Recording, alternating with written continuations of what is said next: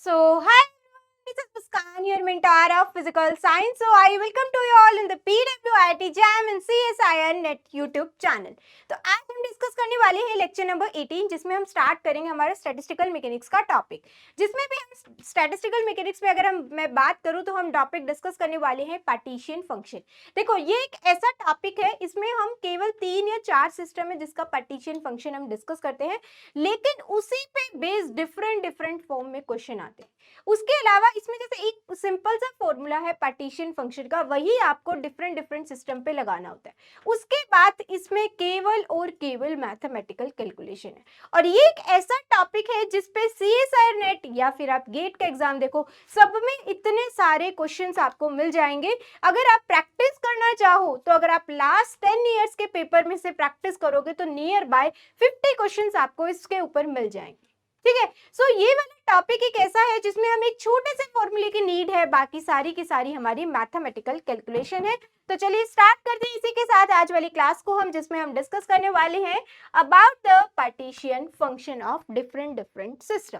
बहुत बार ऐसा क्वेश्चन भी होता है जिसमें डायरेक्ट पार्टीशन फंक्शन पूछा होता है, जैसे कि क्वांटम ऑसिलेटर के लिए क्या होगा या फिर स्पिन मैग्नेटिक सिस्टम का क्या होगा। इस तरीके से डायरेक्ट भी बहुत बार पूछ लिया जाता है। ठीक है, अदरवाइज क्वेश्चन के फॉर्म में आता है, वहां हम उसको कैलकुलेट कर सकते हैं। और इसके क्वेश्चंस में हमें एक बात को बहुत ज्यादा ध्यान रखना है, जो सबसे इंपॉर्टेंट पॉइंट है कि इसमें हमें ऑप्शन के अकॉर्डिंग कैलकुलेशन करनी होगी। अगर ऑप्शन को आंसर चाहिए ट्रिग्नोमेट्री फंक्शन में तो हमें उसी के अकॉर्डिंग उसको कन्वर्ट करना होगा। अगर ऑप्शन में आंसर चाहिए एक्सपोनेंशियल के टर्म में तो हमें उसी के अकॉर्डिंग अपने आंसर को मोल्ड करना होगा। तो ये अप टू वो कि हमारी कैलकुलेशन कितनी शार्प है, और वो होगी आपकी प्रैक्टिस के साथ। तो आप समझ जाओगे कि इसमें हमें इसको कैसे डील करना है। तो इसी के साथ स्टार्ट करते हैं अब हम। ठीक है, सो अगर मैं बात करूं पार्टीशन फंक्शन, हम डिफरेंट सिस्टम का डिस्कस करेंगे। ओके, सो स्टार्ट करते हैं।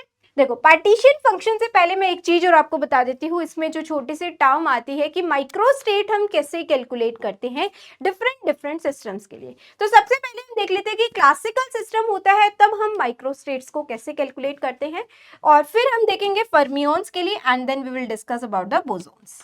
ठीक है, सो माइक्रोस्टेट्स हम देख रहे हैं, उसमें सबसे पहले हम बात कर रहे हैं क्लासिकल सिस्टम।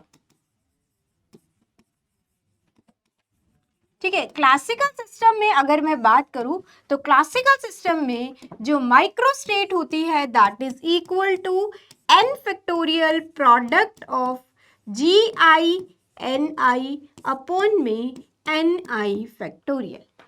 ठीक है, अब यहाँ जी आई क्या होता है? जी आई होता है डीजेनरेसी, या फिर उसके कॉरस्पॉन्डिंग जो एनर्जी होती है वो होती है, ठीक है, डीजेनरेसी। वैसे ये होती है डीजेनरेसी। ठीक है, ओके। अब अगर हम बात करें, नेक्स्ट हमारा आता है फर्मियोन्स। सो फर्मियोन्स के लिए हम कैसे कैलकुलेट करते हैं?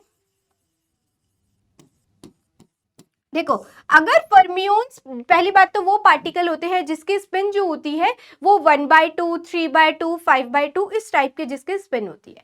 तो अगर हमारे पास ऐसा फर्मियोन है जिसकी स्पिन 1/2 है, 3/2 है, 5/2 है या 7/2 है, तो उसके अकॉर्डिंग हमें उसकी फिलिंग करनी होगी कि भाई अगर 1/2 है तो एक स्टेट में मैक्स टू मैक्स आप 2 पार्टिकल रख सकते हो, अगर 3/2 है तो एक स्टेट में मैक्स टू मैक्स 4 पार्टिकल्स को रख सकते हो।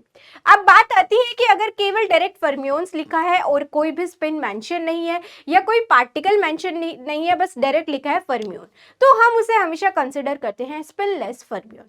और स्पिनलेस फर्मियोन्स में ये होता है कि एक स्टेट में एक ही पार्टिकल आता है। तो अगर हम स्पिनलेस फर्मियोन्स के लिए माइक्रोस्टेट कैलकुलेट करना चाहें तो वो क्या होगी? That is equal to GICNI। ठीक है, और अगर हम बात करें कि हमारे पास बोसोन सिस्टम है, बोसोन सिस्टम है तो क्या होगा?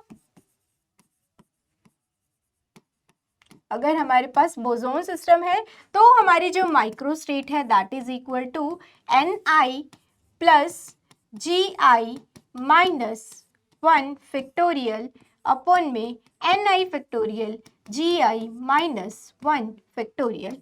और ये प्रोडक्ट। ठीक है, अच्छा अब इसमें एक चीज और आप लोगों को ध्यान रखनी है क्लासिकल सिस्टम के बारे में। क्लासिकल सिस्टम में नॉर्मली हम बात करते हैं कि जो पार्टिकल जो होते हैं वो डिस्टिंग्विशेबल होते हैं। अगर पार्टिकल डिस्टिंग्विशेबल है और आपको अगर फिलिंग करनी है तो कहने का मतलब ये है, फॉर एग्जाम्पल आपको 2 पार्टिकल्स है जैसे कि, ठीक है, एक मिनट, ठीक है, तो इसमें केसेस क्या क्या पॉसिबल होंगी, ए बी एक ही स्टेट में आ गई, ये कुछ एनर्जी ओ है और इसकी एनर्जी कुछ एप्सिलॉन है। फिर दूसरा हो सकता है कि दोनों पार्टिकल ए बी में आ जाए, या फिर हो सकता है एक ए में आए और ये बी में चला जाए। अब ये डिस्टिंग्विशेबल पार्टिकल होने की वजह से ये चेंज भी हो सकता है कि यहाँ बी आ जाए और यहाँ ए आ जाए, ठीक है। और यहीं अगर इनडिस्टिंग्विशेबल पार्टिकल होता तो नीचे वाली स्टेट गायब हो जाती, ये रहता क्यों, क्योंकि इनडिस्टिंग्विशेबल है। अब हमें पता थोड़ी ना कि यहाँ ए आया यहाँ बी आया, बस हम ये कह सकते हैं कि एक पार्टिकल यहाँ होगा एक पार्टिकल यहाँ होगा, ठीक है। तो ये जो हमारे फर्मियोन्स और बोसोन्स होते हैं तो क्वांटम पार्टिकल्स है, तो ये तो होते हैं इनडिस्टिंग्विशेबल। अब मेन बात आती है इसके अंदर क्लासिकल के अंदर कि हमारे पास कैसे पार्टिकल्स है।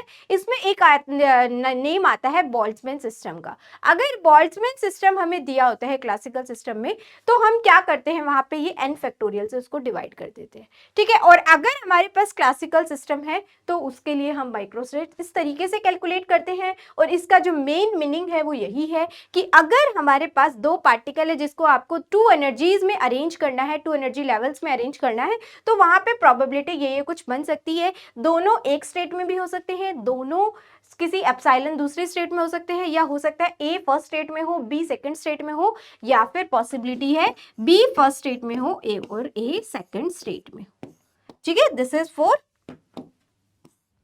क्लासिकल सिस्टम, ओके, ठीक है। तो ये था हमारा कि हमें कैसे इसको कैलकुलेट करना होगा। अब हम बात कर लेते हैं हमारे पार्टीशन फंक्शन की। तो जो पार्टीशन फंक्शन है वो हम कैसे लिखते हैं,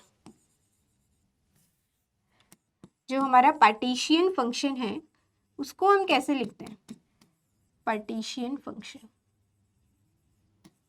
देखो जो पार्टीशियन फंक्शन है उसको लिखते हैं, ये इसको रिप्रेजेंट करते हैं बाय z, और that is equal to summation of g r e की power minus beta e r. देखो ये क्या रिप्रेजेंट कर रहा है कि अब e की power minus beta e are, जिस भी स्टेट की कोरस्पॉन्डिंग आप एनर्जी ले रहे हो उसके कोरस्पॉन्डिंग उसकी डीजेनरेसी क्या है, ठीक है, ओके। चलो ये हुआ। अब इसके अलावा इसमें हम एक चीज निकालते हैं एवरेज एनर्जी। ये अब जो चीजें हमें निकालनी होंगी तो इनके लिए हमें डायरेक्ट इनके फॉर्मूलेस पता होने चाहिए। एवरेज एनर्जी हम कैसे निकालते हैं, एवरेज एनर्जी हम निकालते हैं या यू से रिप्रेजेंट करो या फिर ई से रिप्रेजेंट करो, that is del by del beta L N Z. इसके अलावा इसमें हम एक निकालते हैं फ्री हेल्महोल्ट्ज एनर्जी। क्या निकालते हैं हम, free Helmholtz energy, free Helmholtz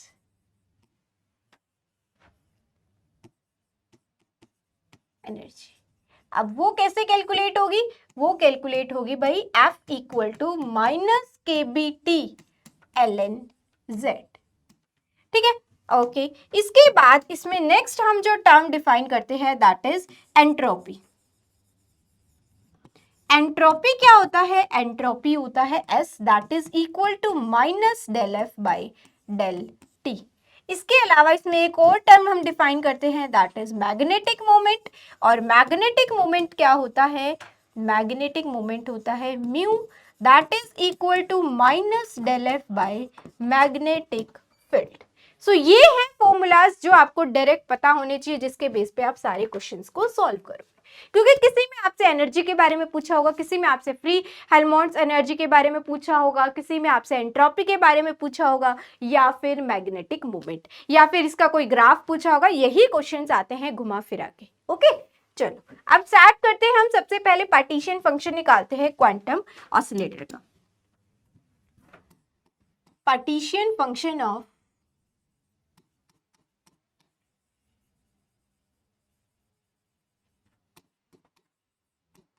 quantum oscillator.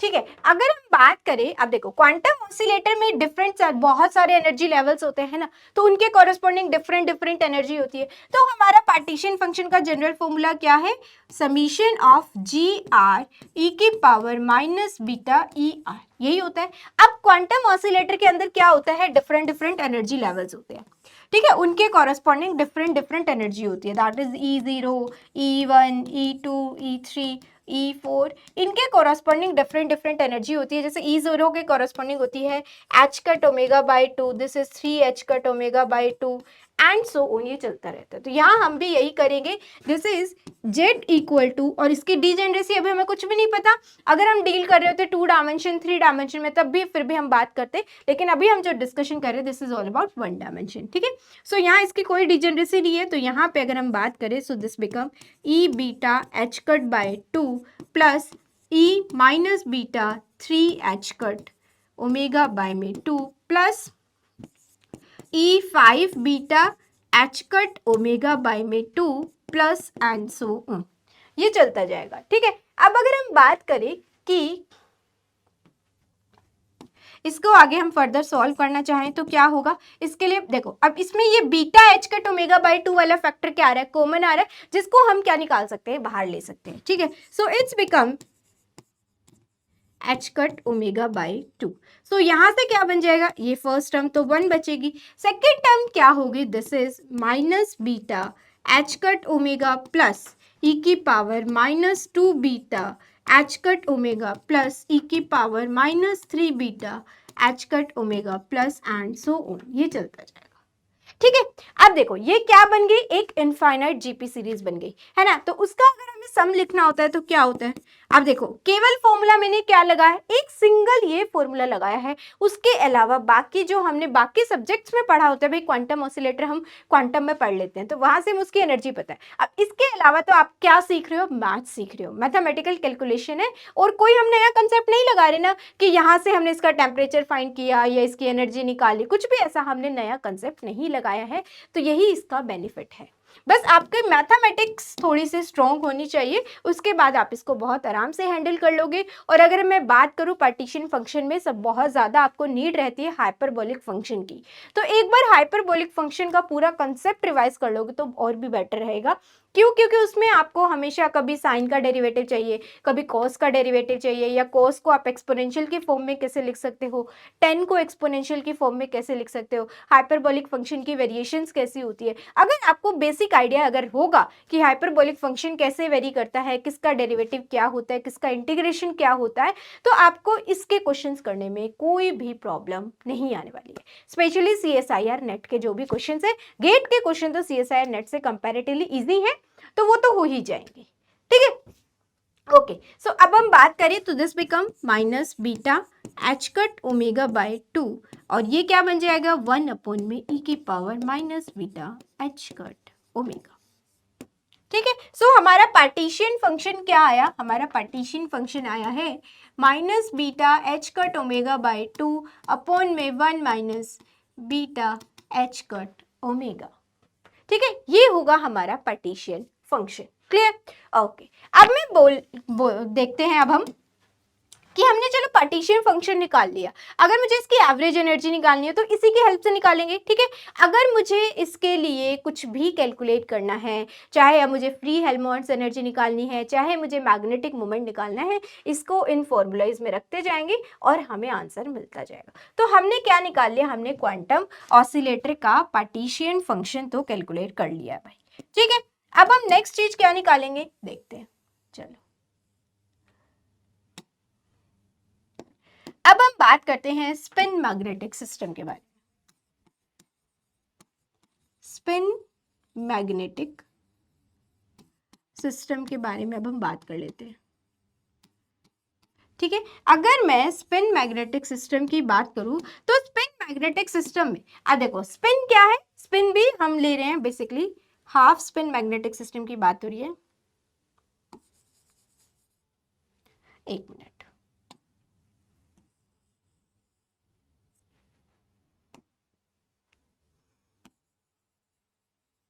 Means S की वैल्यू क्या है 1/2 है। सो एम एस की पॉसिबल वैल्यूज क्या क्या होंगी -1/2 और 1/2। और जो स्पिन मैग्नेटिक सिस्टम होता है इसमें एनर्जी क्या होती है, इसमें एनर्जी होती है हमारी E = -μ.H। ठीक है, और म्यू क्या होता है, मैग्नेटिक मोमेंट होता है। तो अगर ये एक दूसरे के पैरेलल होंगे तो हमारी एनर्जी होगी that is equal to -μH, और अगर एंटी पैरेलल होंगे तो हमारी एनर्जी होगी +μH। तो यहाँ बेसिकली जो एनर्जी की वैल्यू आती है वो आती है -+μH। तो हमारे पास एनर्जी की वैल्यू है, अब हम इसका पार्टीशन फंक्शन आराम से लिख सकते हैं। तो पार्टीशन फंक्शन क्या होगा, पार्टीशन फंक्शन होगा एक तो E बीटा म्यू एच और दूसरा होगा e⁻⁻β म्यू एच। सो यहाँ से अब इसको हम क्या लिख सकते हैं, देखो अगर मुझे इसको हाइपरबोलिक फंक्शन की फॉर्म में लिखना हो तो इसको मैं क्या लिख सकती हूँ, इसको मैं लिख सकती हूँ 2 cos hyperbolic beta mu H. ठीक है,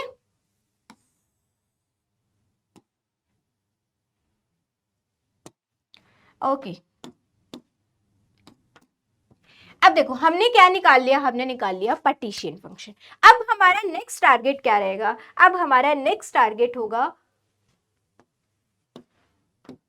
एनर्जी को कैलकुलेट करना। सो एवरेज एनर्जी क्या है, एवरेज एनर्जी है -del/del β। मैं इसका इसलिए करा रही हूँ आपको थोड़ा सा कैलकुलेशन क्योंकि इसके ग्राफ बहुत इंपॉर्टेंट है, और ये चीजें आप है ना फिर सॉलिड स्टेट में भी पढ़ते हो, वहां पे जब हम बात करते हैं मैग्नेटिक सिस्टम की। ठीक है, सो ये चीजें आपके वहां भी यूजफुल है कि मैग्नेटिक मोमेंट का वेरिएशन कैसा होता है टेम्परेचर के साथ, वो चीज आप वहां भी डिस्कस करते हो और यहाँ भी डिस्कस करते हो। तो दोनों जगह आने की वजह से जो भी चीज एक से ज्यादा जगह पे आती है तो वो अपने आप इंपॉर्टेंट बनती जाती है, क्योंकि वो चाहे किसी भी फील्ड से आए, चाहे वो सॉलिड स्टेट से आए, चाहे स्टैटिस्टिकल से आए, वो क्वेश्चन तो है ना, टॉपिक तो आप लोगों ने पढ़ा ही है।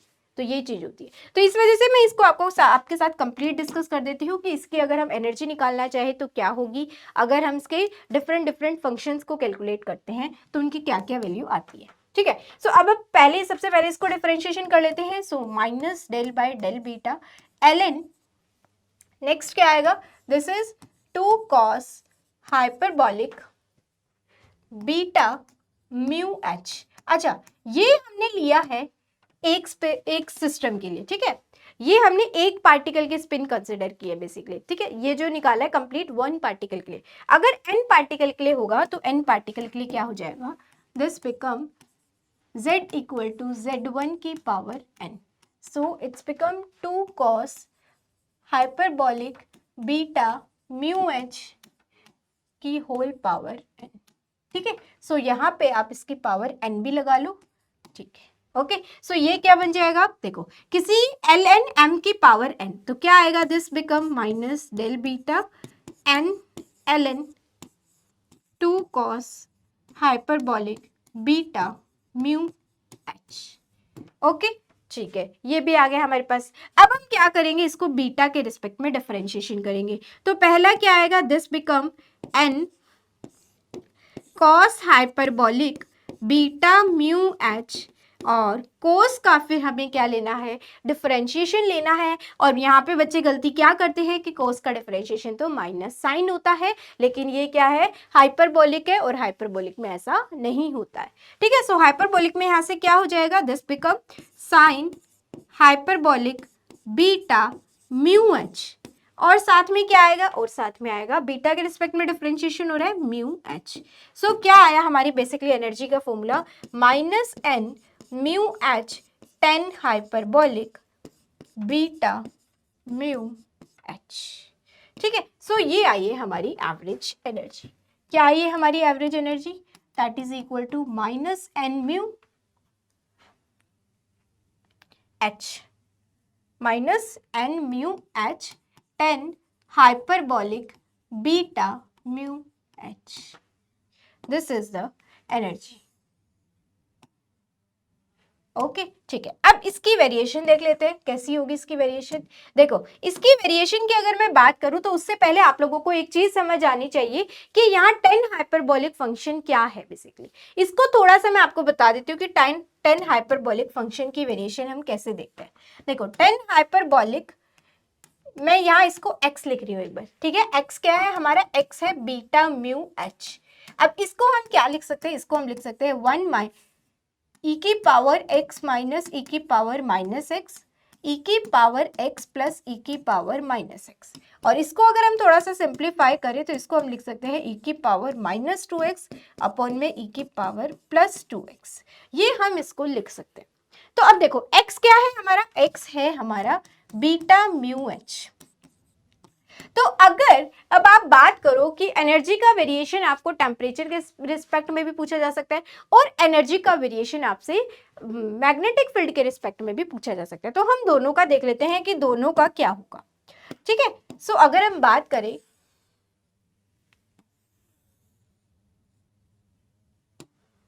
ठीक है, तो पहले हम डिस्कस कर लेते हैं टेम्परेचर के साथ कैसा वेरिएशन होगा, ठीक है।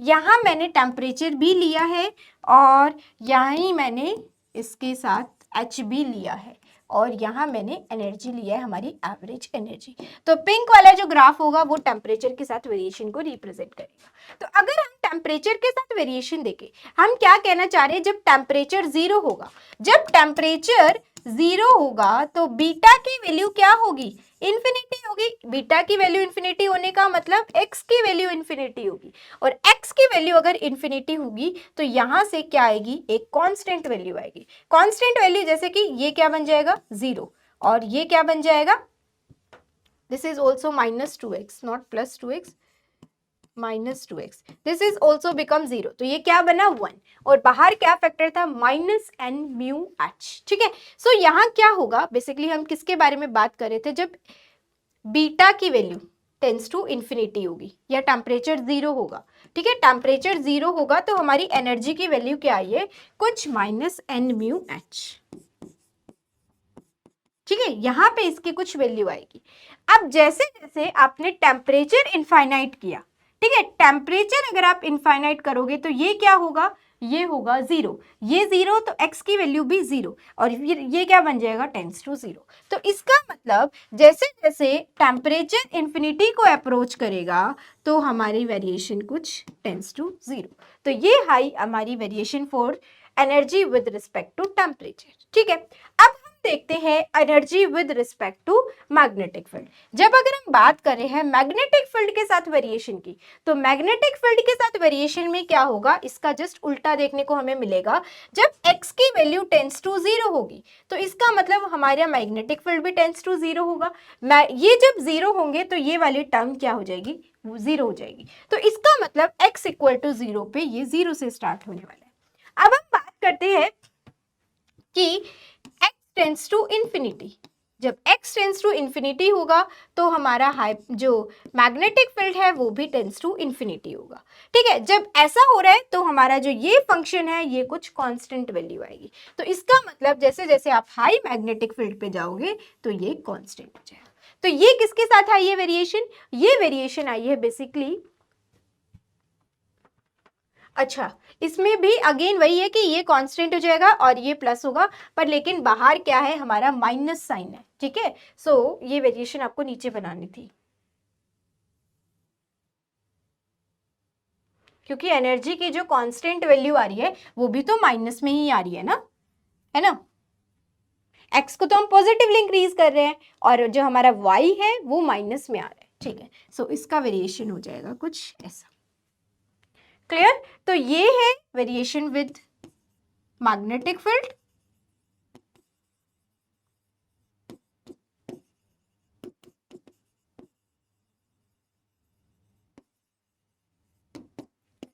और ये है वेरिएशन विद टेम्परेचर,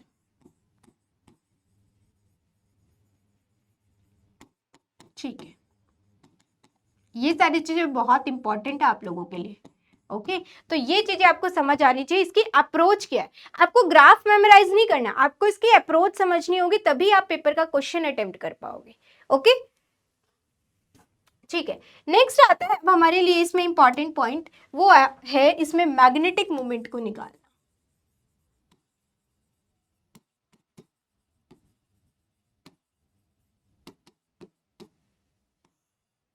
ठीक है। अब अगर हमें मैग्नेटिक मोमेंट को निकालना हो तो मैग्नेटिक मोमेंट को हम कैसे निकालेंगे? देखो मैग्नेटिक मोमेंट क्या है, mu that is equal to minus del F by del H, ठीक है, यही है, या फिर del F by del B या डेल एच, कुछ भी लिख लो आप यहाँ पे, वो एक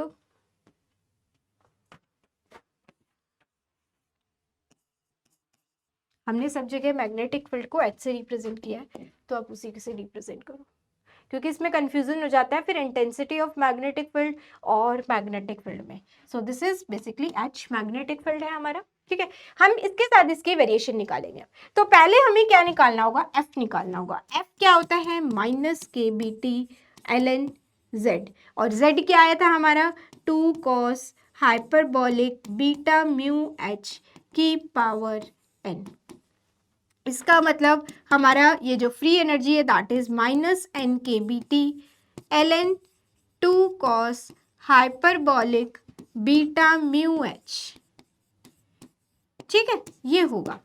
ओके, अब हम क्या कहना चाह रहे हैं, हमारे पास फ्री एनर्जी तो आ गई है, अब हमें क्या चाहिए, इसका डिफरेंशिएशन चाहिए। So del F by del H अगर मैं करती हूँ तो यहाँ से क्या आएगा, देखो minus N K B T तो रहेगा ही एज इट इज। अब हम क्या करेंगे, del F by del h of l N this function, तो this is 2 cos hyperbolic beta mu H, ठीक है। अब आप एल एन का डिफरेंशिएशन करोगे तो क्या आएगा आपको, हमें पता है क्या आता है भाई, अगर हम एल एन का डिफरेंशिएशन करते हैं तो क्या आएगा,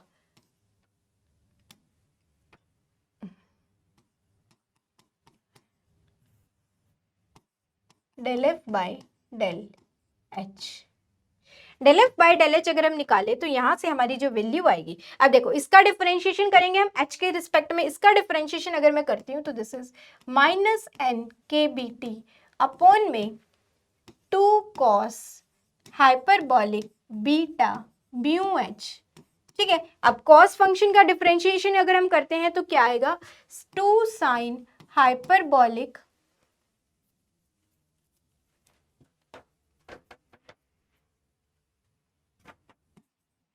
बीटा म्यू एच। अब हम इसका डिफरेंशिएशन किसके रिस्पेक्ट में कर रहे थे, एच के रिस्पेक्ट में, तो बाहर क्या आ जाएगा, बीटा म्यू, ये 2 से 2 कैंसिल, तो यहां से क्या आया, minus N K B T, ठीक है, और beta mu 10 hyperbolic beta mu H, ये आया हमारा mu magnetic moment, average magnetic moment, ठीक है। ये वैल्यू आ रही है हमारी एवरेज मैग्नेटिक मोमेंट की, दैट इज इक्वल टू, देखो अब यहाँ क्या है, के बी टी है और ये क्या है, बीटा है, तो बीटा की वैल्यू क्या होती है, 1 बाय के बी टी, तो ये एक दूसरे को क्या कर देंगे, cancel. So this is minus N mu 10 hyperbolic beta mu H, ये आई हमारी एवरेज मैग्नेटिक मोमेंट की वैल्यू, ठीक है।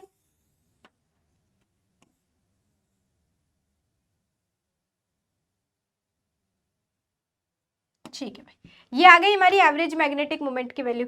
अब हम इसका भी वेरिएशन देख लेते हैं। तो अगेन अब हम इसका जब वेरिएशन देखेंगे तो हम टेम्परेचर के साथ भी देखेंगे और मैग्नेटिक फील्ड के साथ भी देखेंगे। तो अगेन आपको क्या दिख रहा है, यहाँ पे 10 हाइपरबोलिक फंक्शन दिख रहा है, ठीक है। तो जब आप इसका मैग्नेटिक मोमेंट का, अभी मैंने आपको सारा समझाया है, अगर आप मैग्नेटिक मोमेंट का एच के साथ वेरिएशन देखोगे तो जैसा एनर्जी में वेरिएशन आया था वैसा ही आएगा, बस बाहर क्या आ जाएगा, माइनस का साइन और आ जाएगा, ठीक है, माइनस एन एन म्यू आ जाएगा, ठीक है। दूसरा क्या होगा, अगर आप बीटा मतलब 1/k/BT, तो अगर उसके साथ वेरिएशन देखोगे तो इसका भी सेम आएगा, बस चेंज क्या होगा, जो यहाँ आपने वैल्यू ली थी माइनस एन म्यू एच, दोनों के केसेस में वो वैल्यू अब चेंज हो गई है हमारी, वो कितनी हो गई है, अब हमारी एन म्यू हो गई है, बस इतना सा डिफरेंस है, बाकी सारा ग्राफ हमारा एज इट इज सेम आएगा।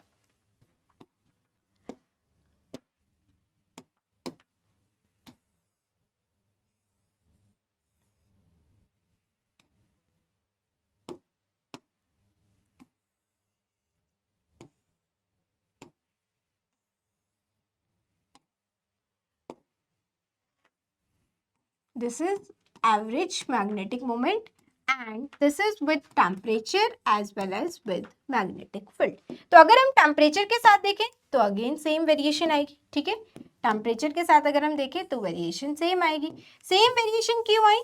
सेम वेरिएशन इस वजह से आई क्योंकि सेम तो फंक्शन है, एज वेल एज बस डिफरेंस किस में आएगा, इसकी वैल्यू में डिफरेंस आएगा, that is minus N mu. ठीक है, ओके। नेक्स्ट अगर हम ग्राफ देखें तो हमें किसका बनाना है, with the magnetic field. Magnetic field के साथ अगर मैं बनाना चाहूँ, एक मिनट, ये हमने किसके साथ बनाया, ये मैग्नेटिक फील्ड के साथ ही बनाया है बेसिकली हमने, this is with magnetic field. ठीक है, नेक्स्ट हम बनाते हैं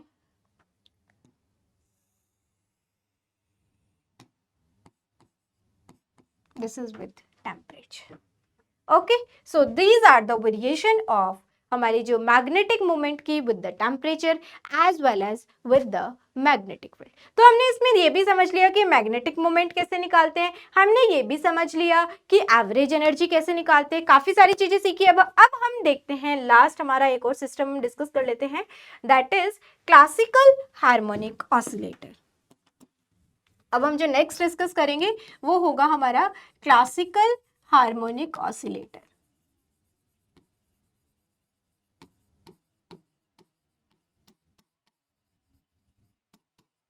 जब भी हम बात करते हैं क्लासिकल सिस्टम की तो हम डिस्कस करते हैं इंटीग्रेशन के साथ। क्यों? क्योंकि इनकी एनर्जी कैसी होती है, कॉन्टिन्यूस एनर्जी होती है। और जब हम बात करते हैं क्वांटम सिस्टम की तो वहां पे डिस्क्रीट वैल्यूज ऑफ एनर्जी होती है, तो इस वजह से हम यूज करते हैं समीशन का साइन। ओके, तो चलिए स्टार्ट करते हैं हम क्लासिकल हार्मोनिक ऑसिलेटर। इसके लिए पार्टीशन फंक्शन निकालेंगे कि इसका पार्टीशन फंक्शन क्या होगा।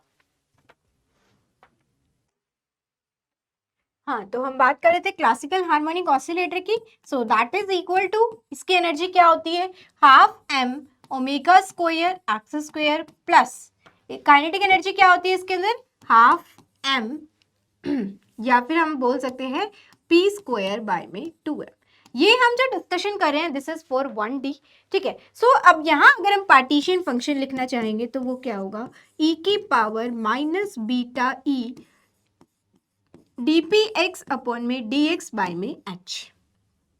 अगर यहाँ हमने लेना होता 3 डायमेंशनल तो h की पावर हम क्या लेते, 3n लेते, 3 लेते। ठीक है, अभी हम किसके लिए कर रहे हैं discussion, for 1 particle. n particle के लिए निकालना होगा तो हम क्या कर देंगे, इसकी पावर n कर देंगे। ठीक है, सो ये होगा अब इसका इंटीग्रेशन। ठीक है, दोनों पे जो हम लिमिट ले रहे हैं वो इनफाइनाइट टू इनफाइनाइट, मतलब होल स्पेस में हम इसको डिस्कशन कर रहे हैं। ठीक है, तो अब हमारे पास सारी वैल्यूज है इसके अंदर, इसको हम सब्सटीट्यूट कर लेते हैं। ठीक है, ओके। अच्छा, यहाँ एक चीज हमने थोड़ी सी मिस्टेक की है, इसको हम थोड़ा सा करेक्ट कर लेते हैं। देखो यहाँ ऑलरेडी बाहर माइनस था, ओके, ठीक है। और अगर हम बात करें जो हमारा पार्टीशन फंक्शन आया है उससे क्या वैल्यू आ रही है हमारी, माइनस एन म्यू। एक मिनट, ये वैल्यू पॉजिटिव आनी चाहिए ना, एक मिनट रुको, वेट, हमने यहाँ भी निकाला था। So l N z minus N mu h आया था। ठीक है, ठीक है, ओके, नहीं नहीं, ठीक है, हमारी कैलकुलेशन तो बिल्कुल करेक्ट है, यस यस।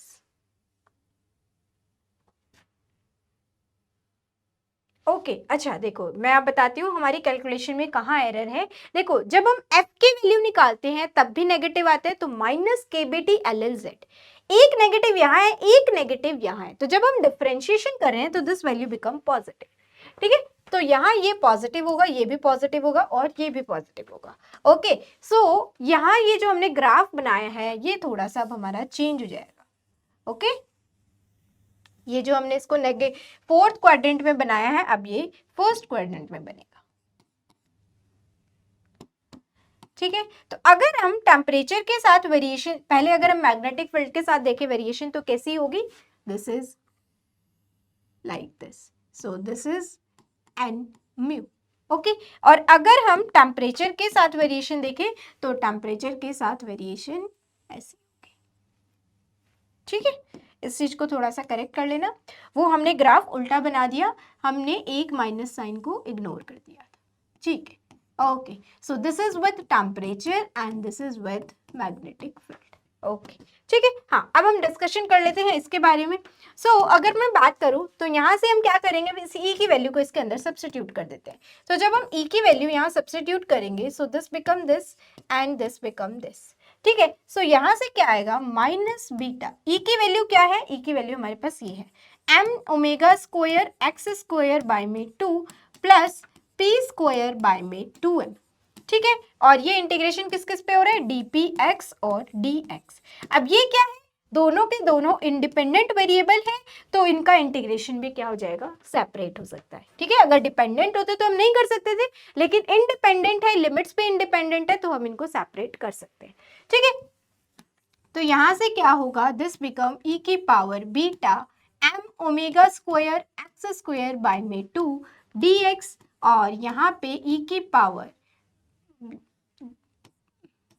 पी स्क्वायर, एक मिनट देखो फिर से हम यहाँ मिस्टेक करेंगे, दिस इज माइनस ना, ये हम इसको छोड़ के आ गए, this is minus and this is minus, P square by में 2m dpx, इसको px स्क्वायर लिख लो। ठीक, ये है हमारा बीटा dp x, इसके लिमिट क्या है, minus infinity to infinity, this is also minus infinity to infinity. अब देखो ये क्या है, एक इस फॉर्म में फंक्शन है, e की power minus alpha x square. ठीक है, इवन फंक्शन है, ये भी एक इवन फंक्शन है। तो इवन फंक्शन में क्या होता है, जब पूरी लिमिट होती है तो इसको हम क्या लिख सकते हैं, that is 2 times of 0 to infinity e की power minus beta omega square X square m upon में 2 dx। ठीक है, सेम हम यहाँ से भी ये चीज कर सकते हैं, 0 से इन्फिनिटी इंटू में 2, यहाँ पे क्या हो जाएगा, minus beta P square by में 2m, दिस इज px और dpx। ठीक है, तो ये 2 बाय मतलब 2 बाय h भी है ना हमारे पास, वो हम बुलाए। ठीक है, ये h हम बाहर ले लेते हैं, तो दिस बिकम 4 बाय h। अब देखो, अब ये बन गया 0 से infinity minus beta omega square X square m upon में 2 dx। ठीक है, और यहाँ पे क्या होगा, 0 से इन्फिनिटी e की power minus beta P X square by में 2m dpx। अब हम इसको सॉल्व कर सकते हैं with the help of our gamma function. ठीक है, तो अब हम क्या लगाएंगे यहाँ पे, अब हम लगाएंगे अपना गामा फंक्शन। जब हम गामा फंक्शन लगाएंगे तो देखो अब हमें क्या करना होगा, सब्स्टिट्यूशन करना होगा, तभी हम गामा फंक्शन लगा सकते हैं। तो गामा फंक्शन में आप कैसे यूज करेंगे, देखो m beta m omega square X square को अगर मैंने t माना है, ठीक है, यहां से क्या वैल्यू आएगी, देखो एक्स स्क्वायर, एक्स की क्या वैल्यू आएगी, बेसिकली अगर मैं निकालना चाहूं तो एक्स की वैल्यू होगी t अपॉन में बीटा m ओमेगा स्क्वायर की पावर अंडर रूट, और दिस इज ऑल्सो दिस। ठीक है, यहां से अगर हम dx की वैल्यू निकालना चाहें तो वो क्या वैल्यू होगी, ये फैक्टर सेम आएगा फिर से नीचे। ठीक है, और यहां से आएगा 1/2 t की पावर माइनस 1/2। तो अब ये वाली वैल्यू हमारे काम आएगी। ठीक है, हमने क्या किया है, हमने इस पूरे फैक्टर को, यहाँ पे अपॉन में 2 भी था। ठीक है, हमने क्या किया, इस पूरे फैक्टर को 2 की पावर 1/2 भी आएगा। ठीक है, यहां से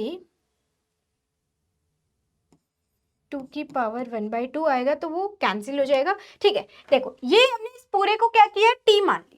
अब यहां से पहले मैंने क्या किया, x की वैल्यू निकाली, x की वैल्यू निकाली तो X square equal to 2 into में t अपॉन में ये पूरा फैक्टर है, फिर इसका अंडर रूट आएगा तो 2 की पावर 1/2 t की पावर 1/2 और इस पूरे के फैक्टर पे अंडर रूट आ गया। अब हमें क्या चाहिए, हमें चाहिए dx। हमने क्या किया, इस टर्म का डिफरेंशिएशन किएंगे तो ये टर्म एज इट इज। अब क्या बचा, 2 की पावर 1/2 और इसका डिफरेंशिएशन हो जाएगा, तो ये क्या बन गया हमारा dt। तो अब हम dx की जगह इस वाले टर्म को रिप्लेस कर सकते हैं। तो बेसिकली हमारे पास क्या आया, 4/h 0 से इन्फिनिटी e की पावर माइनस t। ठीक है, और dx की जगह हम क्या रखेंगे, dx की जगह हम रखेंगे t की पावर माइनस 1/2 ठीक है, और फिर नीचे आया हमारे पास डी टी अपॉन में 2 बीटा एम ओमेगा स्क्वायर का अंडर रूट, यही आ रहा है। अब दोबारा हम बात करते हैं इधर, तो देखो अब मैं पूरा नहीं बताती, इधर डायरेक्ट हम यूज कर सकते हैं इसी के बेसिस पे। अगर इसको भी अगेन मैं टी मान लेती हूँ, ठीक है, सो अगर हम टी मानेंगे तो पहली बात तो ये कि यहाँ से तो यही आ जाएगा e की पावर माइनस टी, फिर जब आप ये वाले टर्म कैलकुलेट करोगे तो यहाँ से आएगी t की पावर माइनस टी बाई 2 और ये हो गया मेरा dt, ठीक है। लेकिन यहाँ नीचे वाला फैक्टर क्या होगा, यहाँ हमारा नीचे वाला फैक्टर होगा कुछ, देखो यहाँ नीचे वाला फैक्टर क्या होगा हमारा, देखो इसके लिए हम देखें अब अगर हम beta P X square by में 2m that is equal to T, तो यहाँ से क्या आएगा पी एक्स की value this is 2m upon में बीटा की पावर 1/2 टी की पावर 1/2, ठीक है। सो डी पी एक्स अगर हम निकालेंगे तो ये फैक्टर तो सेम रहेगा, बचेगा क्या टी की पावर 1/2 से, सो इट्स बिकम m अपॉन में 2 बीटा, यहां पे क्या आएगा बेसिकली m अपॉन में 2 बीटा की पावर 1/2 और m की पावर 1/2, ये वाली टर्म आएगी इसके अंदर, ओके, ठीक है। चलो मैं ये रिमूव नहीं कर रही हूं ताकि आप लोगों को प्रॉब्लम ना हो।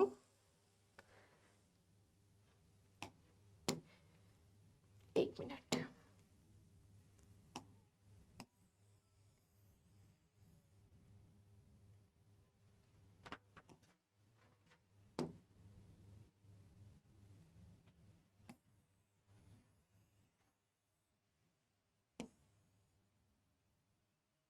ठीक है, this is for this and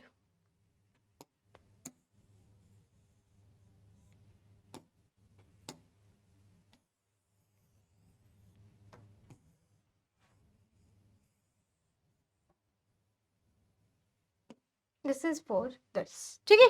यहाँ हमने पूरा नहीं लिखा ना इसको, इसकी power 1/2 that is equal to 1/2 T की पावर माइनस डी टी, ठीक है, ये आएगा, ओके।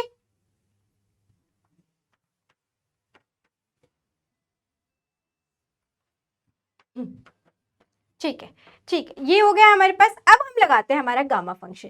तो देखो गामा फंक्शन क्या होता है, गामा फंक्शन होता है e की पावर माइनस एक्स एक्स की पावर n-1 dx, ठीक है। तो यहां से हमारा जो निकल के आता है that is this is gamma n, ये इसके इक्वल होता है। तो अब हमारे पास क्या है, हमारे पास है e की पावर x x की पावर -1/2, सो इट्स मीन कि n-1 इक्वल टू -1/2, तो n की वैल्यू क्या है हमारे पास बेसिकली 1/2, तो हमारा जो ये इंटीग्रेशन है वो किसके इक्वल आ जाएगा 1/2 गामा, है ना। तो ये किसके इक्वल होगा 1/2 गामा के, ये किसके इक्वल होगा 1/2 गामा के, बाकी सब क्या है कांस्टेंट है, तो ये सब क्या आ जाएंगे बाहर आ जाएंगे, ठीक है। सो 4/h इधर से आया गामा 1/2, यहां से आया गामा 1/2, बाकी सारे हमारे क्या है कांस्टेंट्स है। तो कांस्टेंट की वैल्यू क्या क्या है, इधर से है 2 beta m root of 2 beta m omega square, और यहां पे था रूट ऑफ m अपॉन में 2 बीटा, यही थी वैल्यूज m अपॉन में 2 बीटा, ठीक है, ओके। चलो अब नेक्स्ट देखते हैं। वो नेक्स्ट अगर हम देखें इसको सॉल्व करें तो देखो जो गामा 1/2 होता है इसकी वैल्यू होती है रूट पाई, तो रूट पाई इसकी वैल्यू होती है, तो this become 4/h cut root pi and this is also root pi, okay. So it's become, अब देखो यहां से ये m कैंसिल, ओके, ये 2 बीटा बिकम्स 2 बीटा, क्योंकि ये अंडर रूट में है ये भी अंडर रूट में, तो क्या बन जाएंगे 2 बीटा, तो तुम भी बाहर आ जाओ भाई, 2 बीटा भी बाहर आ गया हमारा, ठीक है। अब यहाँ पे क्या बचा ओमेगा स्क्वायर तो वैसे बाहर आ जाएगा ओमेगा, ठीक है। सो ये क्या बना, ये 2 4 से कैंसिल, तो ये बन गया हमारा 2 पाई h, not h cut, this is h, ठीक है, this is h beta omega, ठीक है। ये हमारी वैल्यू आ रही है हमारी किसकी पार्टीशियन फंक्शन की 2 पाई h ओमेगा बीटा, ओके, सो ये हमारी वैल्यू आ गई भाई फॉर वन पार्टिकल। जो हमारा पार्टीशन फंक्शन है this is 2 pi beta H omega. अगर हमें इसी को n पार्टिकल के लिए निकालना होता तो z1 की पावर हम क्या कर देते n। So this become 2 pi beta omega h की पावर n।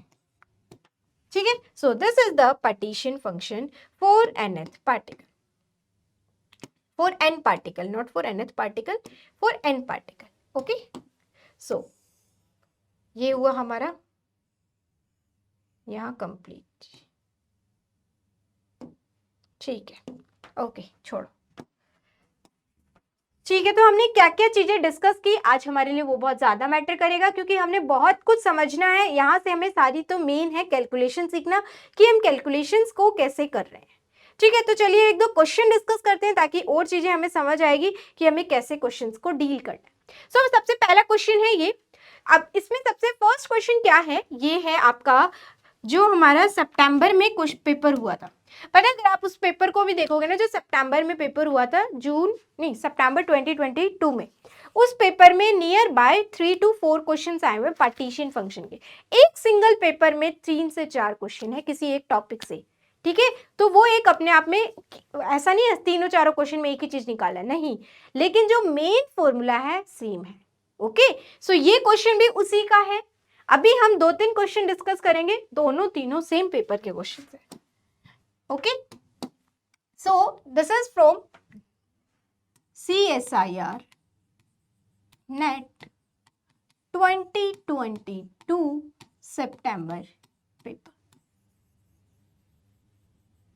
ओके, चलो अब हम अगर बात करें, देखो क्वेश्चन क्या बोल रहा है, the energy level of a system which is in equilibrium at temperature T are 0 epsilon और 2 एप्सिलॉन। हमारे पास क्या है, दो आइडेंटिकल बोसोन्स है। आइडेंटिकल है मतलब इनको हम डिस्टिंग्विश नहीं कर सकते, कैसे पार्टिकल है, इनडिस्टिंग्विशेबल पार्टिकल्स है। The probability of total energy being in 3 epsilon.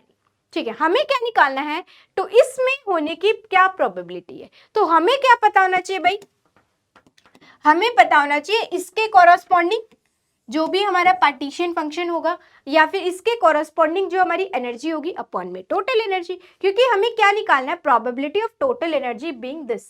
तो यही पता होना चाहिए, प्रोबेबिलिटी मतलब फेवरेबल आउटकम अपॉन में टोटल पॉसिबल आउटकम।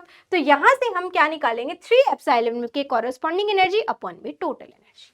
ठीक है, सो टोटल एनर्जी हम किसकी हेल्प से निकाल सकते हैं, पार्टीशन फंक्शन की हेल्प से। तो उसके लिए पहले हमें जो सिस्टम दिया है वो डिजाइन करना होगा। देखो क्या बोला गया है यहाँ पे, यहाँ बोला गया है कि अगर मैं सॉल्यूशन की बात करूं कि हमारे पास एक 0 है, एक एप्सिलॉन है, एक 2 एप्सिलॉन है, ये हमारे पास स्टेट एनर्जी दी हुई है। और हमारे पास पार्टिकल्स कितने हैं, हमारे पास 2 पार्टिकल्स हैं। तो फॉर एग्जांपल A और B हमारे पास 2 पार्टिकल है। अब बोसोन्स में क्या होता है, सारे पार्टिकल एक स्टेट में आ सकते हैं, तो या तो ये होगा या फिर ये होगा या फिर ये होगा, या क्या हो सकता है, या एक पार्टिकल यहाँ गया हो, एक पार्टिकल यहाँ चला जाए, एक पार्टिकल यहाँ चला जाए, एक पार्टिकल यहाँ चला जाए, या फिर एक यहाँ चला जाए और एक यहाँ चला जाए। ठीक है,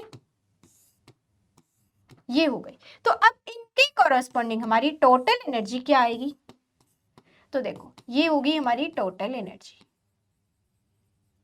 तो अगर मैं टोटल एनर्जी की वैल्यू कैलकुलेट करूं तो यहां से तो क्या हो गई 0, यहां से क्या हो जाएगी, इसके लिए भी एप्सिलॉन, इसके लिए भी एप्सिलॉन, तो this become 2 epsilon, 2 epsilon 2 epsilon, this become 4 epsilon, this become epsilon. ठीक है, यहां से क्या होगा, ये हो गया 3 एप्सिलॉन, और यहां से क्या होगा, फिर हो गया 2 एप्सिलॉन।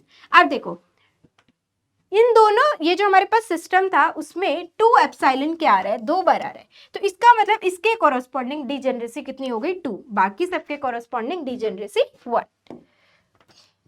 सो अगर यहां से मैं पार्टीशन फंक्शन लिखना चाहूं तो फर्स्ट क्या होगा, एनर्जी 0 के corresponding, that is become 1 plus E2 e की power -2 beta epsilon plus next क्या होगा, e की power minus beta epsilon for 1 के जिसके कॉरस्पॉन्डिंग निकाला है मैंने। ठीक है, फिर नेक्स्ट हम लिखते हैं 3 एप्सिलॉन के corresponding -3 beta epsilon plus next अब हम किसके कोरस्पॉन्डिंग निकालते हैं, इसके कोरस्पॉन्डिंग, दिस इज e की पावर माइनस 4 बीटा एप्सिलॉन। तो this is the total energy, ठीक है, ये क्या है, टोटल एनर्जी है। अब और हमें क्या निकालना है, प्रोबेबिलिटी निकालना है। तो इस 3 एप्सिलॉन के कोरस्पॉन्डिंग एनर्जी क्या है हमारी, दिस इज दिस, ठीक है। तो प्रोबेबिलिटी क्या हो जाएगी 3 एप्सिलॉन के कोरस्पॉन्डिंग, दिस बिकम e की power minus 3 beta epsilon upon में जो हमारी z की वैल्यू आई है वो। तो ऐसा जिस भी ऑप्शन में दिया है वही इसका करेक्ट होगा। अब देखो सब में जो हमारा ऊपर वाला फंक्शन है वो सेम है, वो तो अगर हम नहीं भी निकालते तो हमारा काम चल जाता। मेन था हमें इसमें क्या लिखना, केवल पार्टीशियन फंक्शन, है ना। सो फर्स्ट क्या दिया हुआ है, फर्स्ट में डिजेनरेसी को कंसिडर नहीं किया, तो ऑप्शन आईडी 157 गलत हो गई। सेकंड में इनकी जो बी एप्सिलॉन के कोरस्पॉन्डिंग एनर्जी है उसकी भी डिजेनरेसी 2 दी है, वो भी नहीं आई हमारी। थर्ड में क्या दिया हुआ है, थर्ड में इन्होंने 1 को नहीं लिए, फोर्थ, ठीक है। सो फोर्थ की अगर हम बात करें तो इसका ऑप्शन आईडी 160 करेक्ट होगा। ओके, ठीक है। चलो अब हम नेक्स्ट क्वेश्चन डिस्कस करते हैं।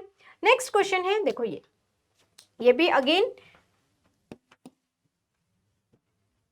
हाँ सितंबर 2022 का ही है ये क्वेश्चन भी। अब देखो इसमें क्या बोला है, क्वांटम हार्मोनिक ऑसिलेटर के बारे में बात हो रही है। Average energy at T temperature is such that कि at T temperature is equal to twice of average energy at temperature tends to 0। तो हमें इसमें से कौन सी कंडीशन सेटिस्फाई होते हुए नजर आ रही है, ये हमें चेक करना होगा। तो बेसिकली हमने जो एनर्जी का फॉर्मूला निकाला था अभी, उसको हमें किसके फॉर्म में कन्वर्ट करना होगा, कॉट हाइपरबोलिक की टर्म्स में उसको कन्वर्ट करना होगा।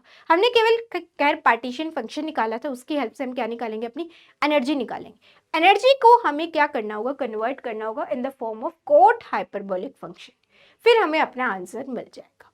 फिर हम ये जो कंडीशन दी हुई है इसको लगाएंगे and then we will get the answer. Okay, so देखो पार्टीशन फंक्शन हमने निकाला था, मैं डायरेक्ट यूज कर रही हूँ, निकालने की जरूरत नहीं है अब हमें इसके लिए। पार्टीशन फंक्शन हमने क्या निकाला था, e की power minus beta H cut by 2 upon में 1 माइनस e की power minus beta H cut omega, ये निकाला था, ठीक है। अब देखो यहां से अगर मैं एनर्जी निकालना चाहूं तो एनर्जी क्या होगी,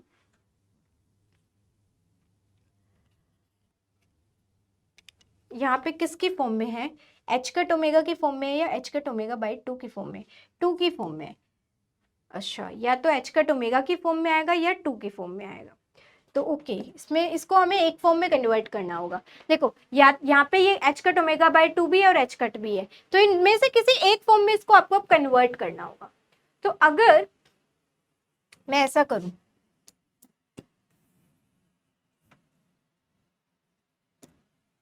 कि e की power minus beta H cut omega by 2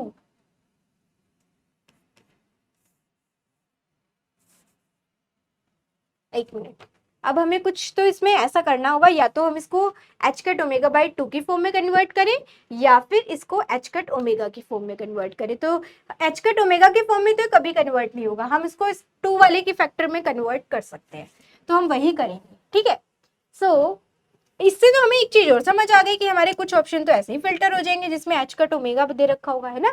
सो कहने का मतलब फिर तो हम इन दो ऑप्शन को फिल्टर कर सकते हैं कि ये तो नहीं होंगे आंसर, है ना, ये दो तो नहीं होंगे इसके answer, this one and this one, ठीक है। चलो दो ऑप्शन तो गायब हो गए हमारे। अब हम देखते हैं, चलो इसको हम लेते हैं 1 अपॉन में e की power beta H cut omega by 2 minus beta H cut omega by 2, ठीक है।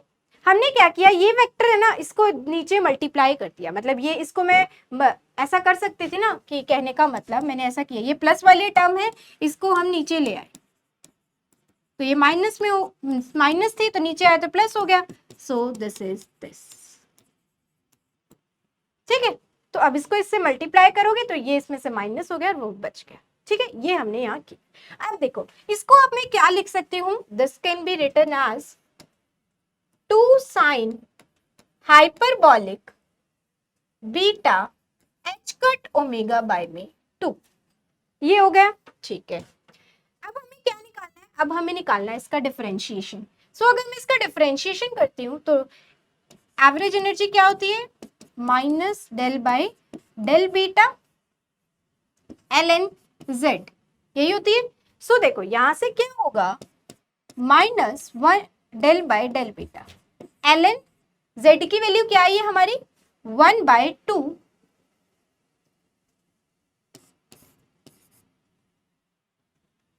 Sign hyperbolic beta H cut omega by 2, ये आई है हमारी। देखो अब एल एन वन क्या होगा, 0 माइनस दिस फैक्टर, तो ये माइनस से माइनस अब कैंसिल हो जाएगा और अब हमारे पास बचेगा del by del beta L N 2 sine hyperbolic beta H cut omega by 2। Clear. अब हम इसका डिफरेंशिएशन करेंगे। डिफरेंशिएशन करोगे तो नीचे साइन आएगा, साइन के डिफरेंशिएशन से क्या मिलेगा, हमें कॉस मिलेगा। सो ये क्या बन गई, फॉर्म कॉस बाय साइन, तो आ गया हमारा कोट, यही हमें चाहिए था। अब हम अपना जो भी अप्रोक्सीमेशन था अब उस पर लगा सकते हैं। देखो 10 hyper sorry not 10, this become cot hyperbolic beta mu beta H cut omega, वो मेरे माइंड में वही एच म्यू एच घूम रहा है, एच कट ओमेगा बाय में 2 और बीटा के साथ डिफरेंशिएशन किया है तो यहाँ पे एक फैक्टर और आएगा that is H cut omega by 2। ठीक है, ओके। देखो ये वाला 2 है, अगर आप डिफरेंशिएशन करोगे तो कैंसिल हो जाएगा, इसकी वजह से एच कट ओमेगा बाय 2 बाहर आ जाएगा। ओके ठीक है भाई, यहां तक हम पहुंच गए हैं।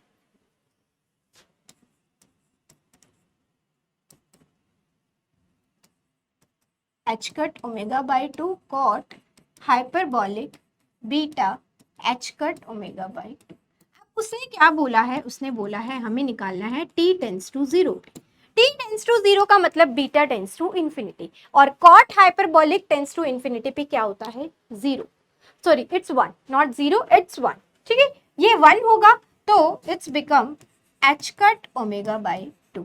ये आप चेक कर सकते हो, यही होता है कॉट हाइपरबॉलिक जो है फंक्शन, फॉर एग्जांपल x है, चेक करके बताना है। देखो इसको आप ऐसे कर सकते हो, कॉट हाइपरबॉलिक x को आप क्या लिख सकते हो, 1 e की पावर x प्लस e की पावर माइनस x, e की पावर x माइनस e की power minus x, this become 1 plus e की power minus 2x 1 minus e की पावर माइनस 2x। हम क्या कहना चाह रहे हैं, हम कहना चाह रहे हैं x is over beta H cut omega, है ना, ये होता है बीटा एच कट ओमेगा। और हम कहना चाह रहे हैं भाई t टेंस टू 0, जब t टेंस टू 0 होगा तो beta tends to infinity, beta tends to infinity मतलब x tends to infinity, so x tends to infinity का मतलब ये 0 हो गई टर्म, ये भी 0 हो गई, क्या बच गया 1, यही मैंने बोला था। तो this become H cut omega by 2, ये आ गया। और इसमें एक रिलेशन दिया हुआ है, वो क्या दिया हुआ है कि ये इसके इस रिलेशन से इक्वल है। ठीक है, इसमें गिवन क्या है कि average energy at temperature T is 2 time of average energy at temperature tends to 0। तो ये हमने क्या निकाला है, ये हमने निकाला है H cut omega by 2 multiply में 2। सो यहाँ से हमारा क्या रिलेशन आ रहा है, और ये कितना निकाला हमने, ये निकाला, ये हमने क्या निकाला भाई, cot hyperbolic beta H cut omega by 2, और यहाँ पे क्या था एच कट ओमेगा बाय 2, तो ये एच कट ओमेगा बाय 2 से कैंसिल, तो cot hyperbolic beta H cut omega by 2 किसके इक्वल आ रहा है, 2 के इक्वल आ रहा है। So cot hyperbolic h cut beta H cut omega by 2 is equal to 2। So this is correct answer, means option ID 70 इसका करेक्ट होगा। अब ये देखो, अब यहाँ हमने कोई कंसेप्ट लगाया, बिल्कुल भी नहीं लगाया, हमने क्या लगाई, सारी की सारी मैथमेटिकल कैलकुलेशन। तो मैं यही बोल रही हूँ, आप जितने भी क्वेश्चन करोगे सब में आपको अकॉर्डिंग टू ऑप्शंस चलना है, आप आंसर तक पहुंच जाओगे। ठीक है, ओके चलो भाई ये हो गया। अब हम नेक्स्ट क्वेश्चन डिस्कस कर लेते हैं। नेक्स्ट क्वेश्चन अगर मैं डिस्कस करना चाहूं तो देखो ये रहा। ये क्वेश्चन क्या है कोई भी एक मतलब 2 लेवल सिस्टम बनाया गया है, 2 लेवल सिस्टम है जिसकी एनर्जी दी गई है प्लस एप्सिलॉन और माइनस एप्सिलॉन। मतलब हमारे पास दो केसेस हैं जिसमें एक की एनर्जी प्लस एप्सिलॉन और एक की एनर्जी माइनस एप्सिलॉन। क्या ये वैसा सा केस नहीं हो गया जो हमने मैग्नेटिक सिस्टम में पढ़ा था? वहां भी तो यही होता है, एक की एनर्जी प्लस होती है, एक की एनर्जी माइनस होती है, एक की माइनस म्यू एच होती है, एक की प्लस म्यू एच होती है। कनेक्ट कर सकते हैं ना वहां से इसको थोड़ा सा, ठीक है। अब क्या बोला है, consider in an ensemble of such non interacting system at temperature T. Low temperature पे हमें स्पेसिफिक हीट की डिपेंडेंस बतानी है टी पे। अब देख लो, यहाँ जो सॉल्यूशन दिए हैं, मतलब जो भी ऑप्शंस दिए हैं, सब में क्या है, ई की पावर नेगेटिव में, ठीक है। सो इस बात का हमें ध्यान रखना होगा जब हम इसको डिराइव करें। तो पहले हम इसका पार्टीशन फंक्शन निकाल लेते हैं। तो अगर हम इसका पार्टीशन फंक्शन निकालो, क्योंकि जो हमने मैग्नेटिक सिस्टम का पढ़ा था वो सारा हमने किस फॉर्म में पढ़ा है, वो सारा हमने पढ़ा है ट्रिग्नोमेट्रिक फंक्शंस में। अब यहाँ पे डिमांड किसकी टर्म्स में आ गई है, यहाँ डिमांड्स है एक्सपोनेंशियल के टर्म्स में, तो वो हम पढ़ चुके हैं। अब क्वेश्चन के थ्रू हम एक्सपोनेंशियल पे पढ़ लेते हैं। नेक्स्ट अगर कोई भी क्वेश्चन आता है या तो फिर ट्रिग्नोमेट्री में आएगा या फिर वो एक्सपोनेंशियल में ही आएगा, है ना। सो दोनों अप्रोच हमारे पास होंगी। सो हमारे पास क्या दिया हुआ है, पार्टिकल्स है जिसकी एनर्जी क्या है, प्लस माइनस एप्सिलॉन। तो इसके कोरस्पॉन्डिंग पार्टीशन फंक्शन क्या होगा, पार्टीशन फंक्शन होगा भाई हमारा ई की power beta epsilon plus e की पावर माइनस बीटा एप्सिलॉन, यही होगा, है ना। जिसको बाद में हमने 2 cos हाइपरबोलिक समथिंग फंक्शन लिखा था ना अभी जब हम मैग्नेटिक सिस्टम का डिस्कशन कर रहे थे, सेम चीज अब यहाँ आ गई। अब हमें क्या निकालना है इसमें, बेसिकली हमें निकालना है स्पेसिफिक हीट। स्पेसिफिक हीट कैसे निकालते हैं, स्पेसिफिक हीट निकालते हैं भाई del E by del T से, और ई हम कैसे निकालते हैं, ई हम निकालते हैं minus del by del beta L N Z से। तो हमें अल्टीमेटली पार्टीशन फंक्शन चाहिए था, उससे हम एनर्जी निकाल लेते हैं। सो अब नेक्स्ट हमारा काम क्या होगा, एनर्जी को ही कैलकुलेट करना। सो अगर मैं एनर्जी को कैलकुलेट करना चाहूँ तो एनर्जी क्या होगी, डेल अपॉन में del beta L N Z, बाहर माइनस। सो यहाँ से क्या आएगा मेरा, minus del by del beta L N Z की वैल्यू, मतलब L N this is e की power beta epsilon plus e की पावर माइनस बीटा एप्सिलॉन, ठीक है। सो अब इसका डिफरेंशिएशन कर लेते हैं। इसका अगर हम डिफरेंशिएशन करेंगे तो फर्स्ट तो क्या आएगा, फर्स्ट आएगा हमारा यहाँ पे बीटा एप्सिलॉन प्लस ई की पावर माइनस बीटा एप्सिलॉन। फिर अब इस टर्म का होगा और फिर इस टर्म का होगा, तो यहाँ से आ जाएगा ई की पावर बीटा एप्सिलॉन और ई बार, ठीक है। एप्सिलॉन बोलो या ई बोलो इसको, ठीक है। दिस इज माइनस ई की पावर बीटा ई और ई, और एक बाहर माइनस ऑलरेडी है, सो इट्स बिकम माइनस ई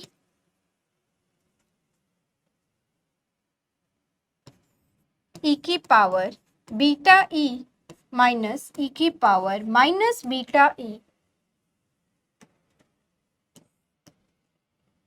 की power beta E plus e की पावर माइनस बीटा ई, ये होगा। अब देखो आपने क्या देखा, आंसर की डिमांड क्या है, आंसर की डिमांड है ई की पावर माइनस में हमें टर्म चाहिए, तो हम क्यों ना इन टर्म्स को हटा देते हैं, अपना प्लस वाले टर्म की नीड ही नहीं है, ठीक है। आप अभी हटाओ चाहे लास्ट में हटाओ, अब हटा दोगे तो इजी ये होगा कि आपको इसका फर्दर डिफरेंशिएशन करना है तो वो कंपैरेटिवली इजी बन जाएगा आपके, ठीक है। So this is this and अब दिस बिकम ई की पावर माइनस 2 एप्सिलॉन ई 1 प्लस ई की पावर माइनस 2 बीटा एप्सिलॉन, ठीक है। ये आ गया हमारा। अब क्या होगा, अब हमें निकालना है specific heat, that is del E by में डेल टी, ओके। अब हम क्या करेंगे, देखो अब जस्ट हमें अगेन डिफरेंशिएशन करना है और कुछ भी नहीं करना। सो हम u बाय v वाला फॉर्मूला लगा लेते हैं, 1 प्लस ई की पावर माइनस 2 बीटा एप्सिलॉन। अब हम फर्स्ट टर्म का डिफरेंशिएशन करेंगे विद रिस्पेक्ट टू टेम्परेचर, और ये E माइनस ई जो है ये हमारा बाहर है, ठीक है। यहाँ पे क्या आएगा, इसको अगर देखो ये एक माइनस यहाँ, और फिर एक आएगा बीटा का डिफरेंशिएशन जब हम करेंगे minus, so it's become 2 epsilon के बी टी स्क्वायर, बट यहाँ किस में आएगा, माइनस में आएगा, ओके। नेक्स्ट माइनस ठीक है, ये माइनस है। अब हमारा काम क्या है, 1 माइनस ई की पावर माइनस 2 बीटा ई। ठीक है, अब हमें करना है इस टर्म को डिफरेंशिएशन। इस टर्म को अगर हम डिफरेंशिएशन करेंगे तो यहाँ पे क्या होगा, एक माइनस यहाँ से आएगा और एक माइनस कि जब बीटा का डिफरेंशिएशन करेंगे वहां से आएगा, तो माइनस माइनस बिकम प्लस, सो 2e अपॉन में के बी टी स्क्वायर। ठीक है, ये हो गया हमारा। ये समझ आ रहा है ना मैं क्या बोल रही हूँ? देखो मैं ये कहना चाह रही हूँ डेल बाय डेल बीटा, और बीटा क्या होता है 1 बाय डेल टी, और बीटा क्या होता है 1 बाय के बी टी। ठीक है, तो अगर आप इसका डिफरेंशिएशन करोगे तो यहाँ से क्या आएगा, minus K B T square. इस चीज को मैं यहाँ डायरेक्ट यूज कर रही हूँ। ओके, ठीक है। अब देखो, अब जो जो माइनस प्लस अब सारा हम सॉल्व कर लेते हैं। देखो यहाँ पे के बी टी स्क्वायर है, के बी टी स्क्वायर है, ये टर्म हम बाहर ले लेते हैं। और अगर आप ऑप्शन को ध्यान से देखो तो यहाँ पे देखो कुछ ऑप्शंस में आपको क्या देखने को मिल रहा है, 1 by T square, 1 by T square, T square, T square. चलो तुम तो गए, हमें क्या दिख रहा है, 1 बाय टी स्क्वायर ही आएगा। अब हमें ये देखना है ये आएगा कि ये आएगा।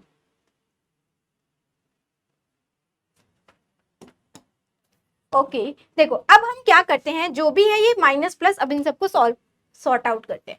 ये वाला फैक्टर बाहर ले जाती हूँ मैं, और 1 बाय के बी टी स्क्वायर वाला फैक्टर बाहर ले जाती हूँ। ठीक है, और इस ई को भी बाहर ले लेते हैं, यहाँ भी है और यहाँ भी है। तो देखो हमने बाहर लिया है ये एक फैक्टर, और 2 इसमें भी है ना, तो 2 भी ले लेते हैं हम बाहर। ठीक है, और हमने बाहर लिया है के बी टी स्क्वायर, और हमने बाहर लिया है 1 प्लस ई की पावर माइनस बीटा 2 ई होल स्क्वायर। अब हम जो प्लस माइनस है उसको क्लियर कर लेते हैं। अगर हम उसको क्लियर करें तो देखो यहाँ ये माइनस, यहाँ ये माइनस, इट्स बिकम प्लस। तो फर्स्ट टर्म ये हो गई। ठीक है, ओके। सेकेंड टर्म की अगर हम बात करें तो यहाँ ये माइनस है, बाहर ये माइनस है, तो ये हो गया प्लस, और यहाँ से 1 माइनस बीटा ई। ठीक है, ये इससे कैंसिल, 1 प्लस 1 2, तो ये क्या बन गया 4e स्क्वायर के B T square 1 plus e की पावर माइनस 2 बीटा ई का होल स्क्वायर। ये आ रहा है हमारे पास, है ना। सो अगर अब हम बात करें टेम्परेचर, हमने क्या लिया है, टेम्परेचर हम लोगों ने लिया है, टेम्परेचर हम लोगों ने लिया है लो, है ना। सो अगर T की वैल्यू टेंस टू 0 है तो बीटा टेंस टू इंफिनिटी होगा, है ना। सो बीटा टेंस टू अगर इंफिनिटी होगा तो इसका मतलब तो क्या हुआ, e की पावर माइनस बीटा वाली जो टर्म है वो तो 0 बन जाएगी। अच्छा, तो फिर तो ये तो हमारी कांस्टेंट वैल्यू आ रही है, तब तो इसका मतलब हम कोई टर्म ऐसी है जो छोड़ के आए हैं और वो हमें अब प्रॉब्लम क्रिएट कर रही है। चलो चेक करते हैं, कुछ तो हमने छोड़ा है बीच में। ओके आई गॉट इट, हमने क्या छोड़ा है, देखो जब हमने इसका डिफरेंशिएशन किया, देखो ये टर्म हमने एज इट इज रख दी, जब हमने इसका डिफरेंशिएशन किया तो हमने ये वाला फैक्टर तो लिखा ही नहीं। सो यहाँ पे क्या आएगा, e की पावर माइनस 2 बीटा ई, और यहाँ क्या आएगा e की पावर माइनस 2 बीटा ई। सेम यहाँ भी क्या आएगा, e की पावर माइनस 2 बीटा ई। ठीक है, सेम यहाँ भी क्या आएगा, e की पावर माइनस 2 बीटा ई। तो अगर हम जो इन्होंने लिमिट दी है उसको अप्लाई करते हैं तो क्या आता है हमारा आंसर, तो समझ आ गया होगा आप लोगों को कि हमारा आंसर क्या आने वाला है। t टेंस टू 0 पे ये वाला फैक्टर क्या बन जाएगा, इट्स बिकम 1।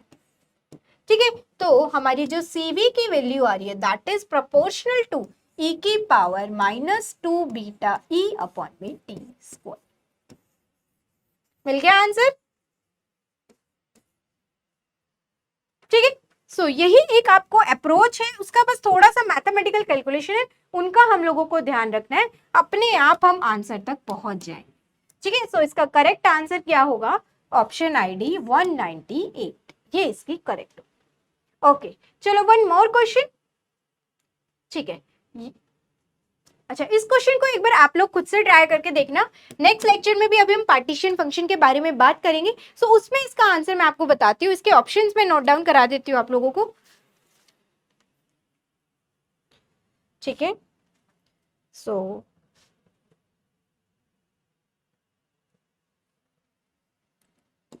देखो इसमें एक ऑप्शन ये है, ये आप सभी के लिए होमवर्क है, इसको हम नेक्स्ट लेक्चर में डिस्कस करेंगे।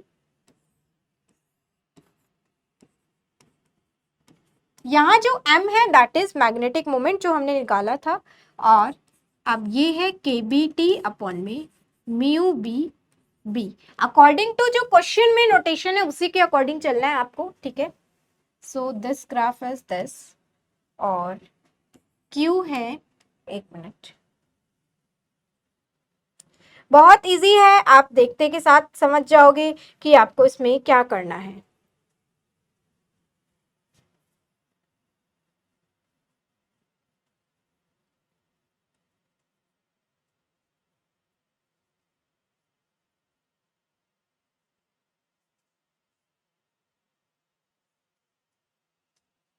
ठीक है, एक इसमें है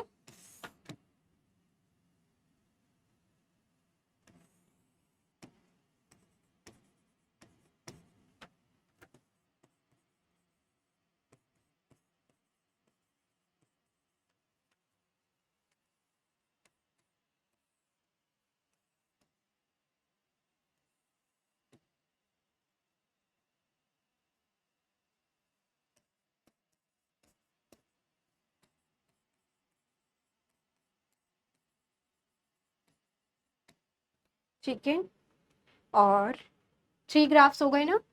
ग्राफ नंबर 4,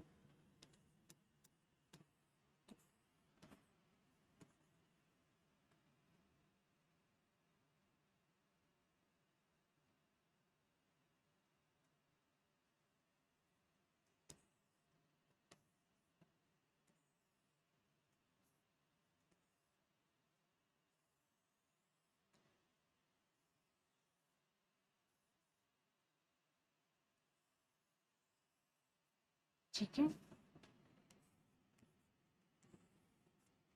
ये इसमें दिया हुआ है। So this is m and this is again kbt। आपको आंसर पता है, अभी पढ़ाया जस्ट मैंने, बस।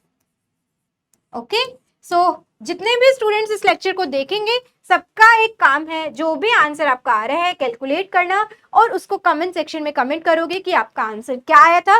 और जो नेक्स्ट लेक्चर होगा उसमें भी हम पार्टीशन फंक्शन के कुछ और क्वेश्चन प्रैक्टिस करेंगे, तो उसमें हम इस क्वेश्चन के बारे में भी डिस्कशन करेंगे। ओके, ठीक है। सो एक वन मोर क्वेश्चन, उसके बाद हम सेशन को एंड करेंगे। ओके, सो अब आपको पार्टीशन फंक्शन क्या है ये तो आइडिया बहुत अच्छे से लग चुका होगा कि उसको आपको कैसे डील करना है ना। सो अब हम बात करते हैं, एक पॉलीमर है जो कि n मोनोमर से बना हुआ है, ठीक है, is in thermal equilibrium at temperature T। Each monomer could be a length of A और 2A।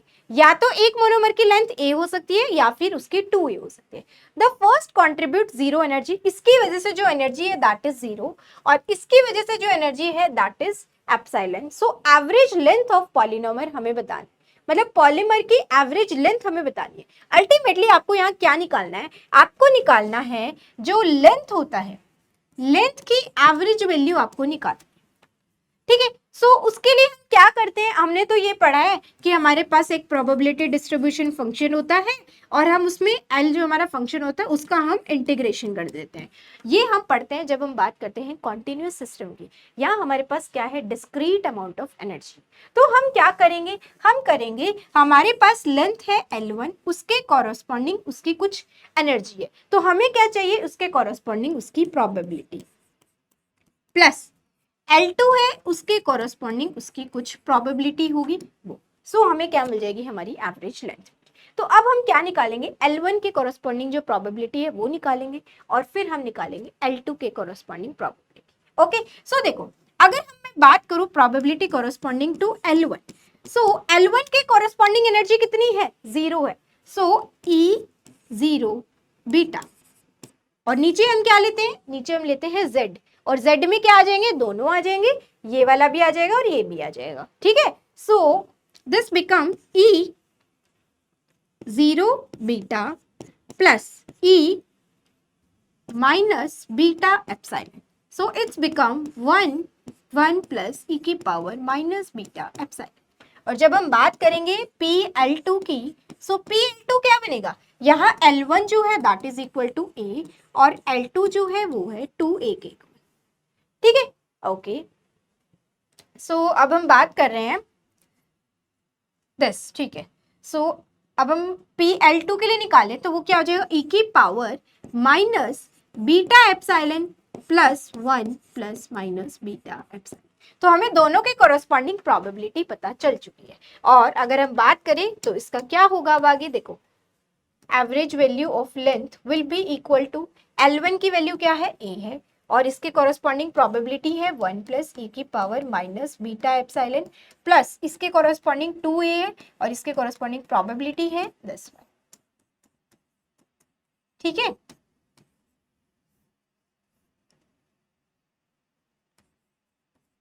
ये है हमारे पास। अब हम क्या कर सकते हैं, इसमें एलसीएम ले लेते हैं। एलसीएम अगर मैं लेती हूं तो यहाँ पे क्या आ जाएगा, बेसिकली 1 प्लस ई की पावर माइनस बीटा एप्सिलॉन, ई अगर मैंने बाहर ले लिया तो 1 प्लस 2 ई की पावर माइनस बीटा एप्सिलॉन। ये हमने जो एवरेज लेंथ निकाली है ना, ये निकाली है फॉर वन पॉलीमर, ठीक है।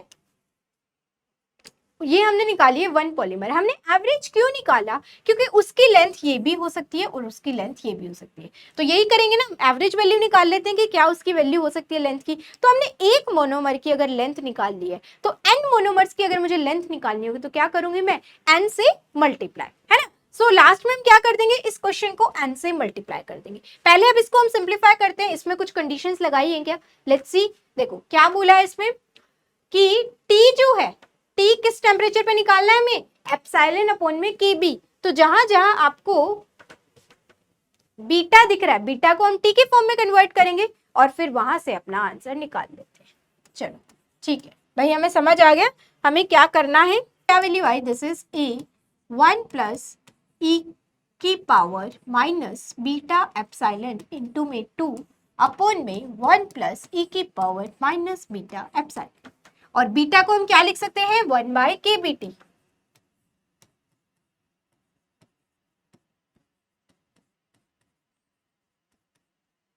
ठीक है।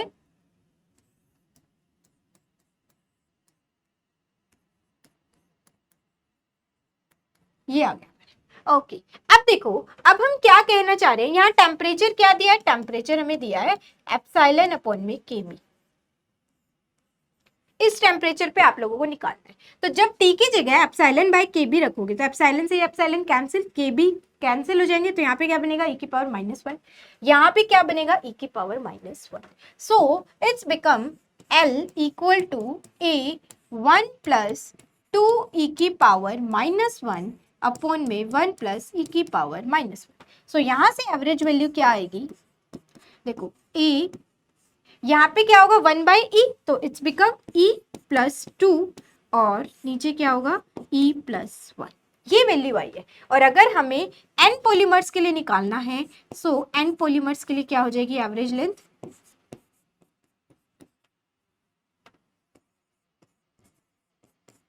टू प्लस ई 1 प्लस, ठीक है। सो इसके अकॉर्डिंग जिस भी ऑप्शन में ये दिया होगा वो हमारा करेक्ट आंसर। अच्छा, हमें इन यूनिट्स ऑफ Na बताना है। तो Na के अलावा जो फैक्टर हमारा आ रहा है that is 2 by E, 2 plus E upon में 1 plus E. So this is the correct answer. देखो यहाँ पे बोला है इन यूनिट्स ऑफ Na बताना है, तो Na के टर्म्स में हमारा आंसर आ गया ना, ये रहा, ये रहा, ये हमारा Na के टर्म्स में इसका आंसर। ओके चलो ठीक है, फिर आज के लिए इतना ही। नेक्स्ट लेक्चर में अब हम इसमें डिस्कस करेंगे जो इसका एक और इम्पॉर्टेंट टॉपिक है दैट इज आइजिंग मॉडल, और हम इसी पे बेस्ड कुछ 2-4 क्वेश्चन और डिस्कस करेंगे ताकि आपका ये कंसेप्ट अच्छे से स्ट्रॉन्ग हो जाएगा। सो इस कंसेप्ट को बिल्कुल नहीं छोड़ना है। एक छोटे से फॉर्मूले से आप इतने सारे क्वेश्चन हैंडल कर पा रहे हो, so it's a very very good point for you, ठीक है। और एक बहुत अच्छा मतलब ऐसा भी नहीं है कि क्वेश्चन आता नहीं है, हर पेपर में क्वेश्चन मिलेगा। मतलब ये मान के चलो मिनिमम एक सिंगल फॉर्मूला 3.5 मार्क्स कैरी करना है, मिनिमम इतना तो है ही है। इससे ऊपर 5 भी हो सकता है और 10 भी हो सकता है कि एक सेम चीज पे 2 क्वेश्चन आ रहे हो तो 10 मार्क्स तक भी हो सकता है, but minimum is 3.5 marks. So it's very very important, her student को ये वाला लेक्चर भी देखना है और बिल्कुल स्किप नहीं करना। एक एक पॉइंट को ध्यान से देखो, मैंने कहाँ पे क्या अप्रोक्सीमेशन लगाया है, कैसे देख के किस बेसिस पे ऑप्शंस को फिल्टर किया है, ये सारी चीजें आपको सीखनी होती है एक क्वेश्चन के सॉल्यूशन से। ऐसा नहीं होता कि हमने एक क्वेश्चन पढ़ा उसका सॉल्यूशन निकाल लिया, नहीं, हर सॉल्यूशन के हर स्टेप से हम एक नया कंसेप्ट सीखते हैं, एक नया स्टेप सीखते हैं कि लाइक अच्छा ऐसा सिनेरियो है, ये दिया हुआ है तो हमें ऐसे इसको ट्रीट करना है, ऐसे इसको हमें डील करना है। ओके जैसे कि मैंने आप लोगों को बताया ऑप्शंस के अकॉर्डिंग हम चलेंगे पार्टीशन फंक्शन के क्वेश्चंस में, तो हमें अप्रोच का पता रहेगा कि हमें किस फॉर्म में आंसर निकालना है, अदरवाइज तो हम हमेशा कंफ्यूज रहेंगे। ये वही है ना, एमसीक्यू बेस्ड पेपर है तो हमें ऑप्शंस तो हमारे सामने है ही, और अगर जहां ऑप्शन नहीं होते, बहुत से बच्चे होंगे उनके माइंड में थोड़ा चल रहा होगा, गेट जैसे पेपर में वहां पे कुछ ना कुछ ऐसा गिवन होता है जिसकी वजह से आप लास्ट तक आंसर पे पहुंच ही जाओ। ठीक है, तो ऐसा कोई वो बात नहीं है कि हमें आंसर नहीं समझ आएगा, और एक दो क्वेश्चन हम इस तरीके के ऊपर जो बेस्ड आते हैं उस पर भी डिस्कस करेंगे, क्योंकि जो लास्ट टीआईफआर का एग्जाम हुआ था उस पर भी आया था इसी का क्वेश्चन, और वो भी आई गेस बोसोन्स का ही था या फिर फर्मियोन्स का था। ओके चलो ठीक है, फिर अब हम एंड करते हैं इस क्लास को, और नेक्स्ट क्लास में अब हम डिस्कस करेंगे अगेन हमारा एक छोटा सा टॉपिक है दैट इज आइजिंग मॉडल, और फिर उसमें हम डिस्कस करेंगे कुछ questions related to the partition function also. So thank you so much, मिलते हैं नेक्स्ट लेक्चर में, तब तक के लिए keep learning and stay connected.